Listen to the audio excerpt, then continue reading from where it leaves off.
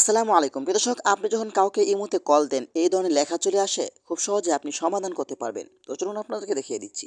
তার আগে ছোট্ট একটা কথা বলবো, যারা আমার ফেসবুক পেজে নতুন, অবশ্যই আমাদের পেজটি ফলো করে রাখুন এমন গুরুত্বপূর্ণ নতুন ভিডিও পাওয়ার জন্য। তো এই কাজটি করার জন্য ফার্স্ট অফ অল আপনি চলে যাবেন আপনার ফোনের ইমোতে। ওকে, তো আমি চলে আসলাম আমার ফোনের ইমোতে। ইমোতে চলে আসার পরে কিন্তু আপনারা উপরে আপনার ইমো আইকনটি শো হবে। এখানে আপনি ক্লিক করবেন। তারপর এইখান থেকে আপনি সিকিউরিটি অ্যান্ড প্রাইভেসি এই অপশনের উপরে আপনি ক্লিক করবেন। তারপর আপনি একটু নিচে আসবেন। নিচে আসার পরে কিন্তু এখানে একটি অপশন পাবেন, সেটা হলো কল এভরিওয়ান। এখানে আপনি ক্লিক করে দিবেন। ওকে, এখানে ক্লিক করে দেওয়ার পরে কিন্তু আপনারা দেখতে পাবেন যে আপনার এখানে নো বডি থাকবে। হ্যাঁ, আপনারা কী করবেন, এখান থেকে এভরিওয়ানটি সিলেক্ট করে নেবেন। আপনি যে ব্যক্তিকে কল দিচ্ছেন সেই ব্যক্তিকেও বলে দিবেন এই সেটিংসটা করে নিতে, ঠিক আছে?